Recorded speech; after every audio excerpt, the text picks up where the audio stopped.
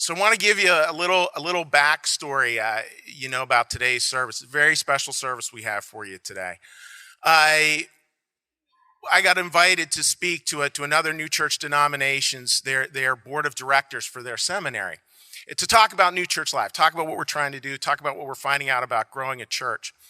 And a very kind man came up to me afterwards. His name was John, and he said, "Chuck, we've got a great story, and maybe sometime, if you'd like, we would love to share it with your congregation." And that led to today's service. That man was John Titus. John and his wife, Beverly, lost their daughter, Alicia. She was a flight attendant on one of the planes that hit the World Trade Center. And John wrote a book about that experience called Losing Alicia. In the world, folks, it's easy to hold Christianity as this nice thing we do versus a way we see the world. To see it as mechanics and not as an energy that can actually flow out there into the world and become a healing presence. People like John and Bev remind me of what Christianity really can be. It can be this authentic alternative, this community of the willing, this way of seeing the world in a very different way, even when confronted with the worst tragedies one can imagine. And it's hard to imagine anything harder than losing a child. This is a remarkable couple. Just getting to spend time with them last night. Take a guess where we went out to dinner? Bertucci's. Just getting time with them last night just left me feeling blessed. Just blessed. That there's people like them in this world, that they can speak out into this world in words that heal. In words that give perspective, not as in soft soap, not as in like, well, it will all be better, but in words that really grab us and heal us and help us to understand what the Christian New Church message can be in terms of really allowing ourselves to collapse into the arms of a loving God. And with that, I give you John Titus.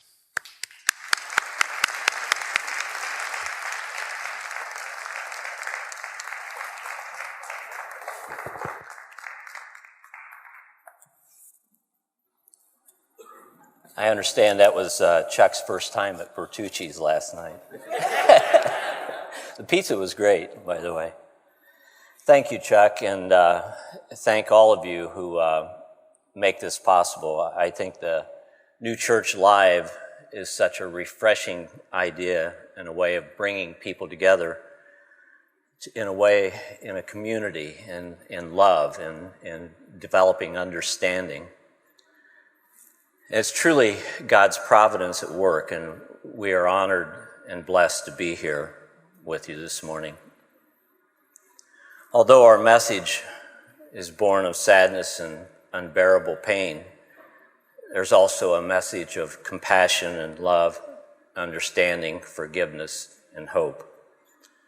Out of the ashes, the phoenix rises is a metaphor that rings true to us. Our daughter's ashes were lost amongst the debris of the South Tower of the World Trade Center and United Flight 175. These were buried at Fresh Kills landfill on Staten Island during the cleanup.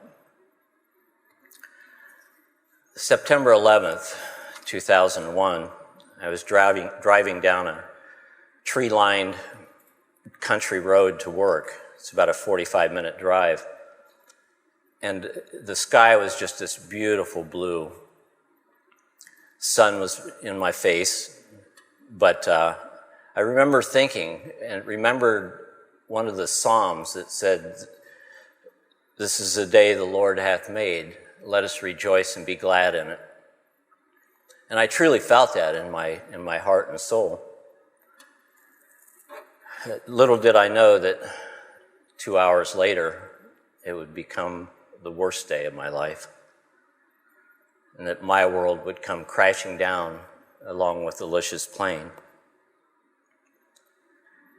I remember I was at work, I was leading a staff meeting, and Gail rushed through the door, went to the TV, turned it on, said something about a plane crashing into the World Trade Center. Well, I really didn't know much about the World Trade Center.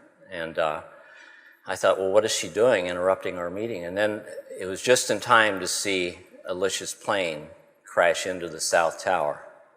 I didn't know it at the time, but I remember feeling this deep compassion for those that were affected, those who had lost loved ones and those who were there. And throughout the morning, we called the staff meeting off and we talked about it. And throughout the morning, I was getting phone calls, and Bev and I were in communication, and my sister, who's a flight attendant, called.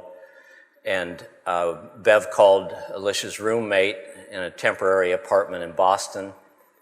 And the pieces of the puzzle started going together, but I was in complete denial. I could not even allow myself to think of the possibility that Alicia might be on that plane. I reasoned that there were thousands of planes that went out every minute. What's the chances? What's the odds? Well, Bev finally, she taught at the same college where I worked, and so she came over and we made phone calls and we tried to get some answers, tried to call United Airlines, couldn't get any answers, and but there was a sinking feeling throughout the morning. At noon, my secretary said, "Why don't you go home? You don't need to be here." So we made the drive back home, and I hardly remember any of it. Walked in the door, and the telephone was ringing, hauntingly, incessantly. Picked it up, and it was our son, Zach, who lived in Montana at the time. It was his birthday.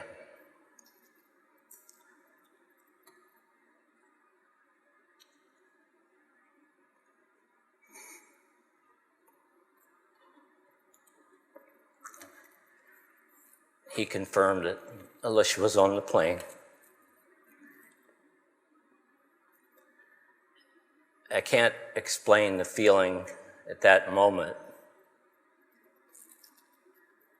but it was like my world just fell apart. My son Eli was at school, high school, Dexter High School in Michigan, and I had to go get him. So I drove 5 miles to the school. I called the principal. He met me and gave me a hug. And then they went to get Alicia, and I used his office. Eli walked in, and as soon as he saw me, he knew something was wrong. And when I told him, he just cried out. And on our way, and we just hugged, and that's all we could do is hug and cry. On the way out, his knees buckled. See, Eli was 10 years younger than Alicia, and she was like a second mom to him.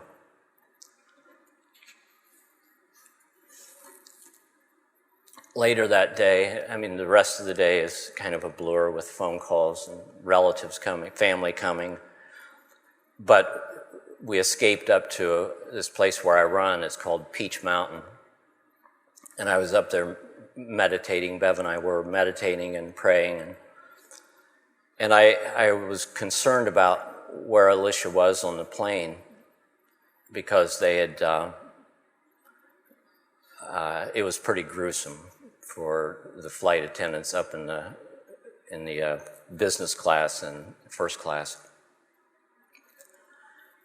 And I was sitting there meditating, and I saw Alicia came to me, and it was like a bright light, but it was her, almost a translucent kind of a vision. And I saw her sitting in the back of the plane holding this small child with his head in her lap, and she was caressing his hair. He had sort of blondish brown hair, about between 2 and 3 years old. And I was comforted. I thought, yeah, that would be Alicia, would be helping out with the children.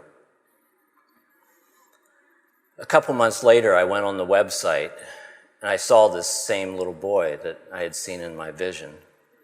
A few months later, I was talking to a sister of a friend of ours who is very psychic, and she said, "There's something you have been worried about."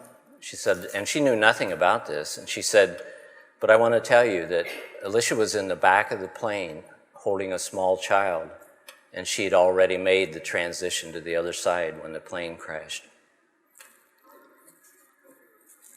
So, how do you deal with the violent murder of your child? How do you cope with the unceasing barrage of media attention? And how do you come to understand the why? The ugly politics and distorted religious views behind such a horrendous tragedy. How do you go on living in the midst of all of this? Well, this was our challenge. At times it was vastly too overwhelming.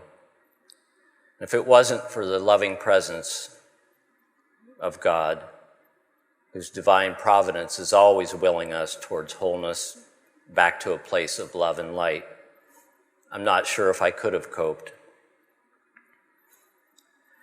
One point in my early morning meditations when I would get up, I felt like I was standing at the edge of a deep, dark abyss at the precipice, and I was looking down into it, and then I found myself spiraling downward into this abyss, and it was getting darker and darker. And I wonder if I went too far, if I'd ever find my way out of there again. And at the lowest point, at the darkest moment, I saw a light up ahead. And I knew it was the light of God, and I was not alone, and that I would find my way out. Although there were endless days, sleepless nights, and it was a constant pain, and the grief is relentless, sadness becomes your constant companion. Joy is but a memory of another time somewhere removed. I knew that I had family, loving family and friends, and they came to us, and many compassionate others reached out to us to help us through our nightmare. This is truly God's love at work. We have a Swedenborgian minister friend named Eric Allison who told us early on that the depth of our sadness and pain is equivalent to the height of our love for Alicia. This gave us permission to grieve, to feel the ache in my soul. And by allowing myself to grieve and feel that, I was making room for a greater love and compassion.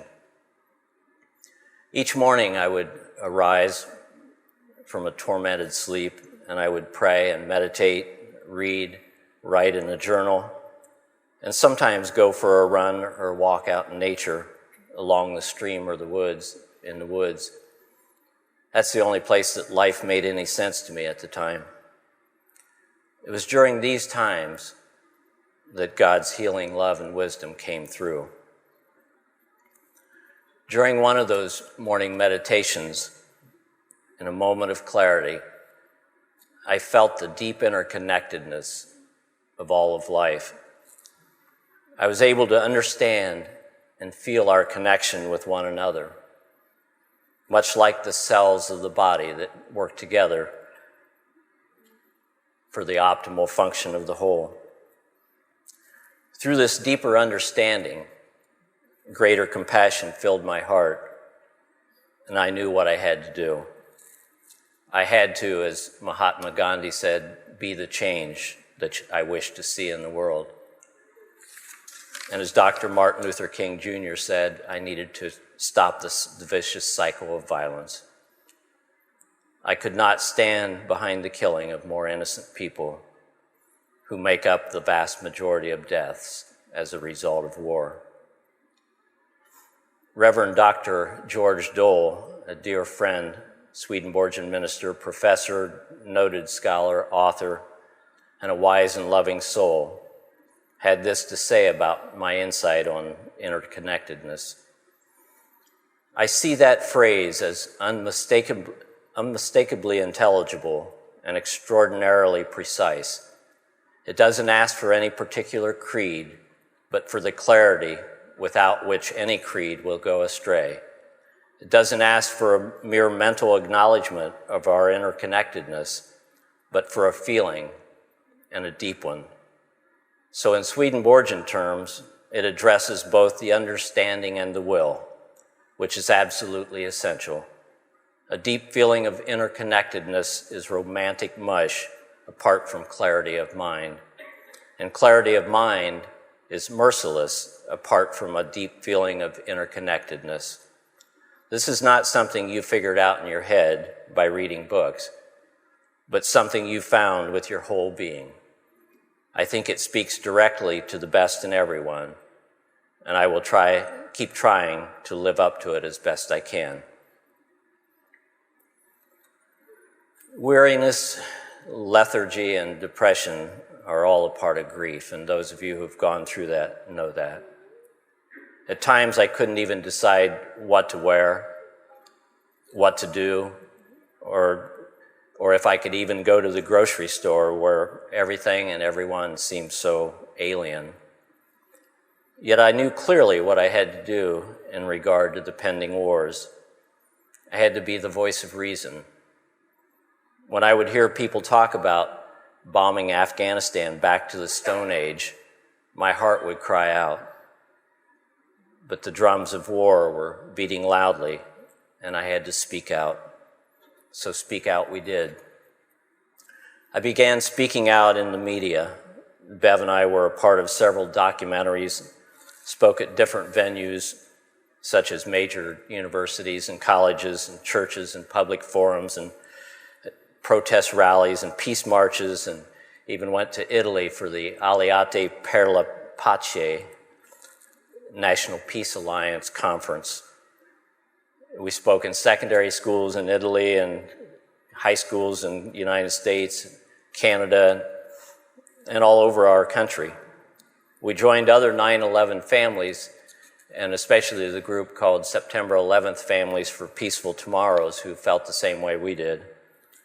We joined with Veterans for Peace, the American Muslim Voice Conference for Peace and Justice, the Season for Nonviolence Committee, Citizens for Peace in Kalamazoo, Michigan, the World Nonviolence Conference Committee, the Department of Peace, the National Peace Alliance, Voices in the Wilderness with Kathy Kelly, the AFSC, Quakers for the Eyes Wide Open Project, and we met with congressmen, we did newspaper and magazine articles, and joined with peacemakers all over the world.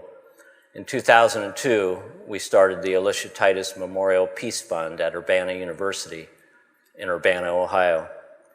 And we present annual programs on peace and justice issues. And recently, we just started a scholarship for students who are dedicated to Alicia's ideals. We're also involved in the Dayton International Peace Museum doing programs for students and the community in the Dayton, Ohio area. And I wrote a book from my early journals entitled Losing Alicia, A Father's Journey After 9/11. Although this work is given back to us in many ways, the primary reason for doing so for us is to help us make a world a better and safer place for future generations. And if each of us who believe in peace and justice, in love and compassion, committed ourselves to this end, we could make a difference. Look at what Dr. Martin Luther King Jr. did, or Gandhi did, to change our world. And as noted anthropologist Margaret Mead said, "Never doubt that a small group of thoughtful, committed citizens can change the world. Indeed, it is the only thing that ever has." I never wanted revenge for Alicia's murder. I couldn't see how the killing of those who murdered my daughter would help me to heal or resolve the deeper issues that drove them to do it. However, I did want justice. We were calling for those responsible for Alicia's murder to be brought to justice in an international court of law so the whole world could see what the face of justice looked like. We had an opportunity while most of the world was behind us, to go beyond revenge, to demonstrate a higher understanding of compassion and justice. Some of us who were directly affected were the strongest components, but it seems to little avail. The seeds of forgiveness were planted early on.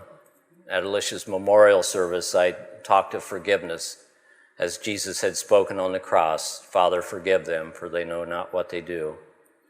Although I wasn't ready then and wasn't sure what forgiveness meant in this situation, clarity does come to those who have faith and believe in a higher power and go beyond the human ego. One day after struggling with this idea of forgiveness, I read something in its original intent. Forgiveness is giving forth to God all of those feelings of anger, hate, revenge, and animosity. This makes room within your heart and your soul for love, compassion, joy, understanding, hope, and peace. Once I was able to forgive, to let go of all these negative emotions, healing love was able to restore my soul. I realized that forgiveness is not forgetting, and it's not about condoning the actions of those responsible. They still needed to be held accountable for their actions, just as we all do. But I was not going to let those who took my daughter's life destroy mine as well. Desmond Tutu struggled with forgiveness throughout his life after witnessing his drunken father abuse his mother. He finally realized the only way to experience healing and peace is to forgive. Until we forgive, he said, we may remain locked in our pain and locked out of the possibility of experiencing healing and freedom, locked out of the possibility of being at peace. He goes on to say that without forgiveness, we remain tethered to the person who harmed us.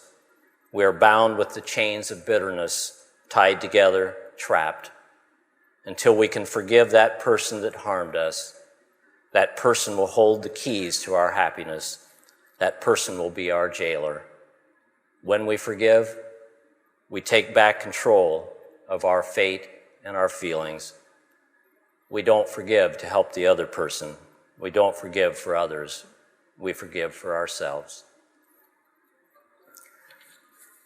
Alicia was a wise and loving soul who blessed us with her presence for 28 years and 3 months. Her friends called her an old soul because of her thirst for understanding and her deep compassion. She lived her life as if each day were her last, with a deep passion for the joy and the beauty that life holds for us. From the very beginning of her life, we could tell that she was here to make a difference, to make the world a better place, to do her share in spreading the love, the joie de vivre, the gift of life itself. Alicia was the kind of person that everyone wanted to be around, and she had a smile, as her friends stated, that would light up the whole room. Her mere presence would brighten the mood and lift those around her up. We were truly blessed to have had that time we had with her and what she brought to our lives and still brings to our lives. But my heart aches for her physical presence, and my soul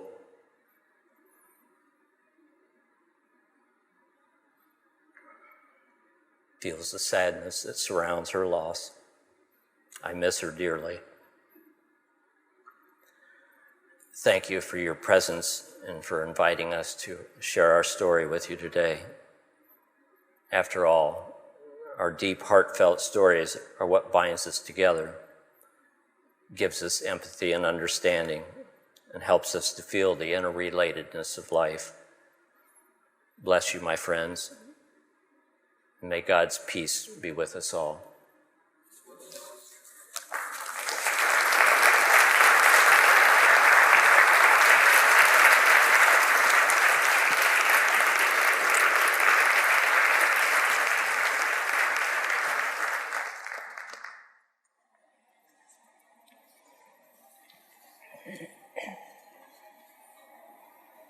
I thank you, Chuck, and the New Church Live community for inviting us here today to share our story and how our faith has shaped our lives, turning our grief into action for peace.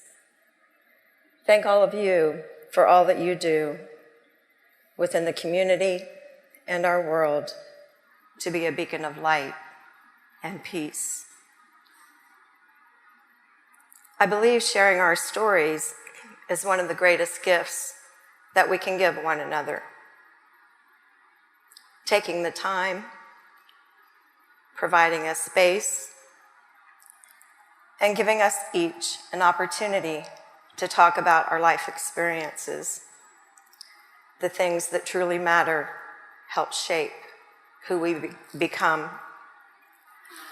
Our stories connect us to one another, binding us to the common threads of humanity that tug at our heartstrings. One of the most powerful quotes, and one of my favorites, is from Dr. Martin Luther King. Our lives begin to end the day we become silent about things that matter. When we open our hearts and invite one another into this sacred, safe space, it helps us remember that we are all human beings wanting to have our basic needs met during our time here on earth. Love, food, a safe environment to live, clean water to drink, a home, and someone to share it with.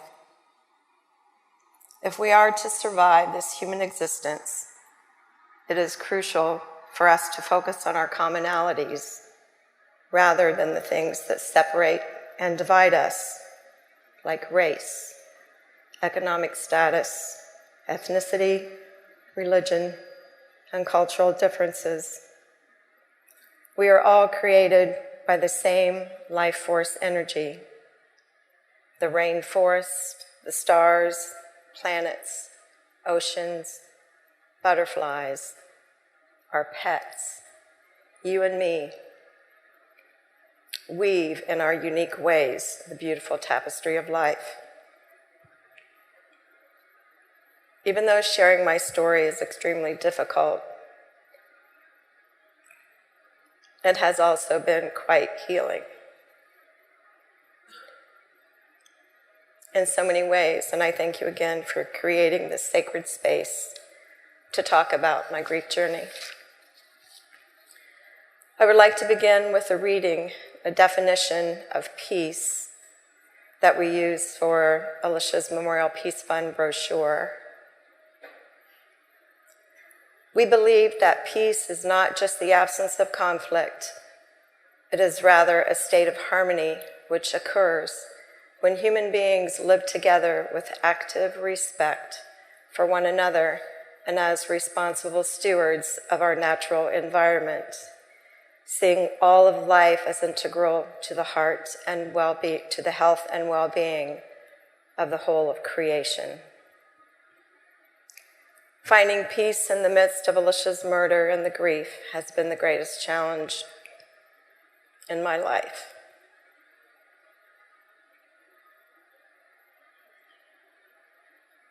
I wondered how I got to this place and how I would go on without her.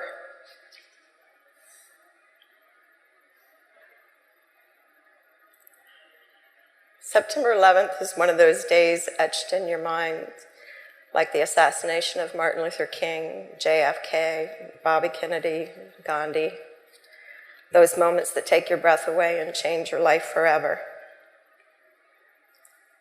September 11th was a world-stopping experience for me. We all remember where we were, how we felt, and what we saw.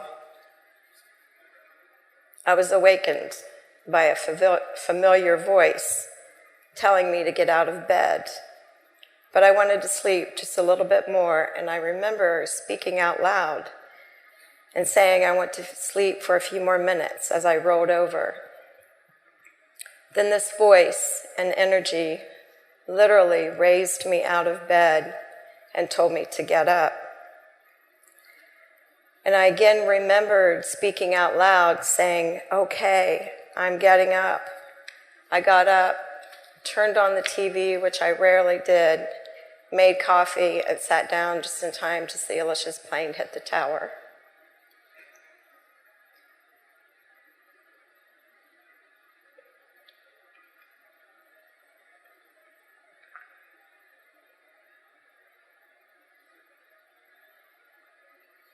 I knew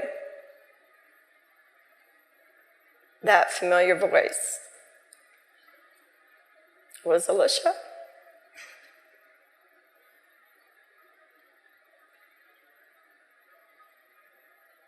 Calling me to be present with her in the only way I could, and to witness what was happening.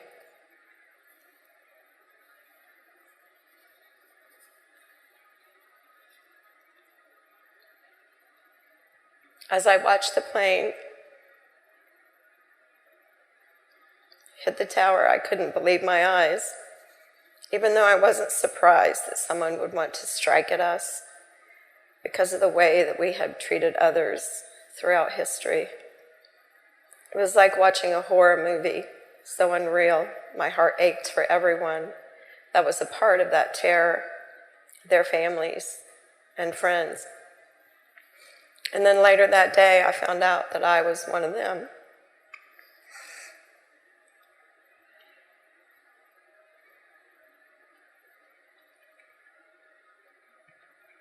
Alicia was on flight 175,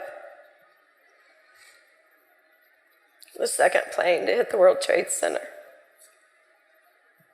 And I had just witnessed her murder.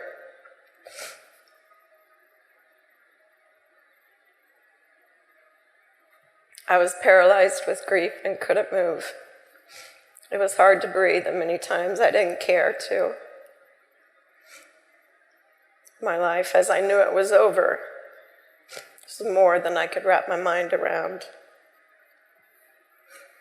I was a health and fitness consultant for over 25 years, teaching others and reminding myself of the importance of keeping connected to and taking care of our mind, body, and spirit, none of which seemed important to me after Alicia was killed.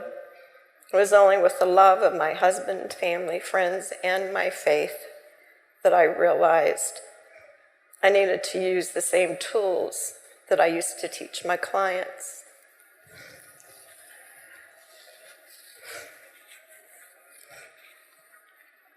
If I was going to survive, I knew I had to create a space for the healing to begin.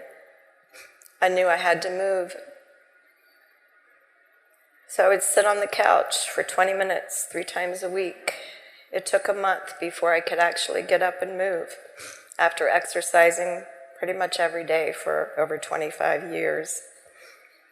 The things that were life-giving to me before didn't serve in the same way. I didn't know how or what to pray for anymore. I didn't know how to talk about my faith and what I believed in. Nothing made sense. I felt isolated, alone, alienated, unable to make decisions. And now I needed someone to lead me from this place. I would like to say that I've always been one to act and get involved, serving the community and putting my faith into action and my love to use. But that has not been the case. In my younger years, being a mother of 4 very active children, going to school and working, I felt too tired, too busy, too overwhelmed to get involved in political and social issues outside of what affected my personal life and family, which I tried to keep in a nice little box filled with a sense of false security.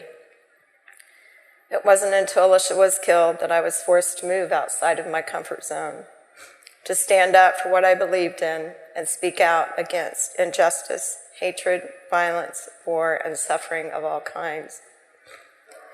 The thing that I had feared most in my life already happened. My daughter had been murdered I couldn't save Alicia. It was too late, and I had waited too long. And now I had to be her voice and to speak out in her memory and work at becoming a peace builder on a much larger scale. After Alicia was killed, a reporter asked me what my greatest fear was. And I said, my greatest fear is that people will fall back into the slumber of their everyday living and they would forget. I included myself in that scenario because I knew what life was like before. We're all human and want the comfort of our life, the security of our homes, and a blanket to pull up over our heads so that we don't have to face the ugliness. But I didn't have that luxury. Alicia had been killed, and I had to be her voice. The reporter asked me what Alicia would be doing, and I said she would be protesting. She was always saying, why can't we just get along? And I knew at that moment I had to move. I was no longer afraid. I was moved by love. The love that I had and have for Alicia, which is equal to my pain and suffering. I had to stand up against the violence and hatred that led to Alicia's death. I knew I had to do something different to break the cycle of violence and create an environment that supported life in her memory and for the rest of my children. And I think of their courage at such a young age and the things that they had to face after Alicia was killed. Our second daughter, Shanoa, was a young mother. Zach,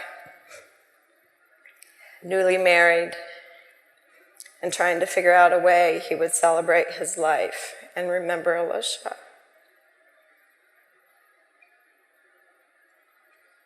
And Eli, our youngest, a senior in high school and still trying to figure out life, let alone what happened to Alicia. And I think of Alicia. She was a peacemaker. She had a huge heart. And at the age of 4, began demonstrating her kindness by giving a homeless person the only dollar she had. She loved meeting people from all walks of life, loved to travel, read, sing, and dance. She loved having conversations about the simple things in life and the things that make a difference. Still paralyzed with grief, I had so much to say, but I could not speak. What do you do with all of that pain, the hole in your heart, your shredded soul? What do you do after your child has been murdered while the whole world watched? In 2002, we joined with September 11 Families for Peaceful Tomorrows, whose creed is turning our grief into action for peace. We began speaking out against the war, against the violence and the killing that was done in Alicia's name. We protested and marched against the wars, attended and spoke at national and international peace conferences, attended congressional hearings promoting a Department of Peace. We visited, wrote, called, and emailed the president, congressmen, senators, and news reporters, spoke at peace rallies, and many, many other things to keep what happened to Alicia in the forefront of lawmakers' minds so they would remember and make changes that needed to be changed so that another 9/11 would never happen again. We were called unpatriotic and received hate mail saying that Alicia deserved to die because we were pacifist and didn't support the killing. I was just a mom.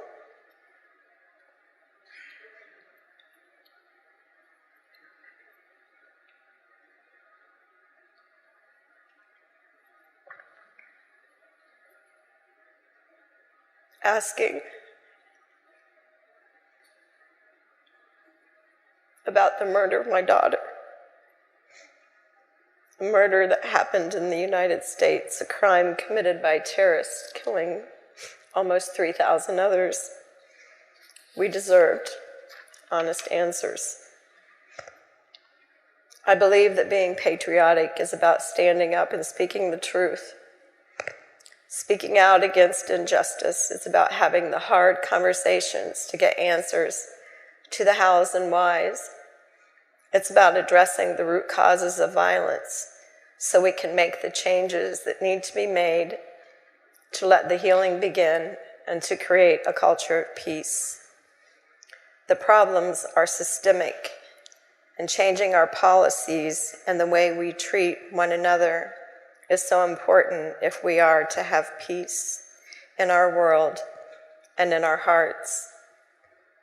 In 2002, we co-founded the Alicia Titus Memorial Peace Fund at Urbana University, where we have so many memories and Swedenborgian connections. The purpose of the fund is to carry out the legacy and spirit of Alicia's life by sponsoring programs for the university and our community that promote and support a culture of peace. Programs that would help us understand the gift of diversity and to learn about other cultures, religions, and to learn how to communicate compassionately with one another as we find the commonalities that bind us together as humans. To remind ourselves and to teach our youth to ask what justice and peace look like, and to search our souls for answers and figure out how we're going to get there.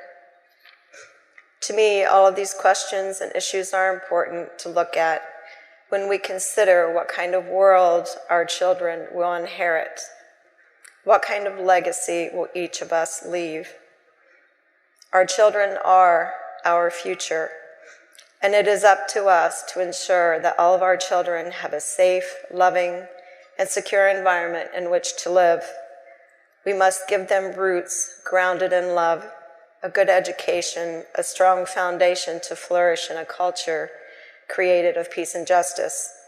We must equip them with the necessary tools to communicate in a nonviolent manner, to empower them to say what they need to say, telling their stories and letting their voices be heard. Our children need to know that they matter and they too can make a difference. We all have our distinct pathways to peace, our own way of putting our faith into action and our love to use in our professions, our careers of choice, using our gifts and our talents and our knowledge to add value to the lives of people who live in our neighborhoods, our communities, our country, and in our world. Every moment of our lives, we are given the opportunity to do good, to be of use, taking steps toward peace. When we see an injustice being done, we must ask, what can we do? We can each choose to become peace builders, to practice peace on a daily basis, to build a culture of peace in our organizations, our businesses, within our families, our communities, by showing up, treating one another with dignity and respect, by sharing a smile, a kind word, a lending and helping hand, and sometimes it may be sharing quiet space with one another. My hope is that with each breath we take, we remember the common thread that binds us together in our humanity. That common thread of humanity weaves together the fabric of our lives, creating this amazing world in which we live and depend upon one another. These are the things that truly matter. And to me, this is living my life of love and use. This is my faith in action.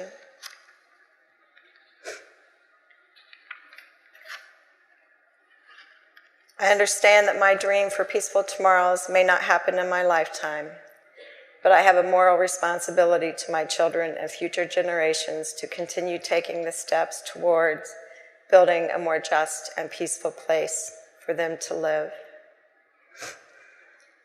And if all of you would try to Google the Youth Promise Act, it's a piece of legislation that we are trying to get passed to promote stopping the violence for our youth and for building peace.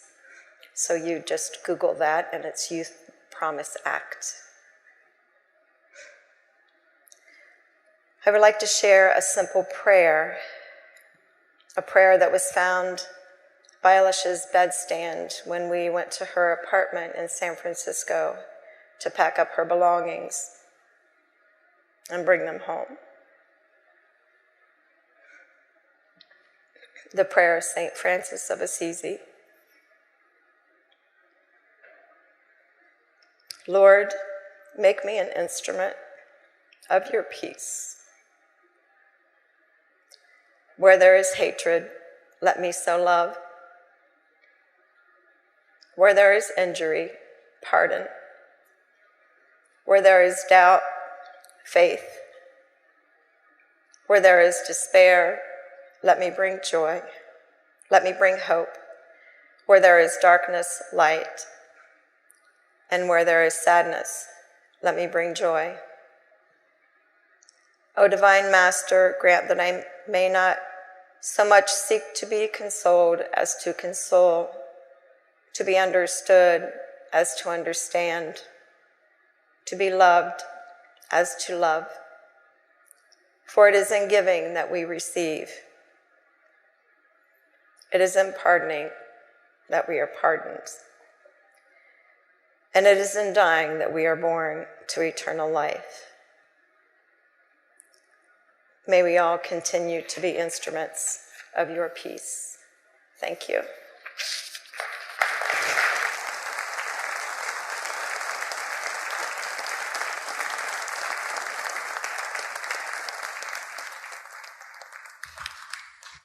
I'd ask John and Bev to come out here so we could thank you two again as the band gets sets up. Thank you very much.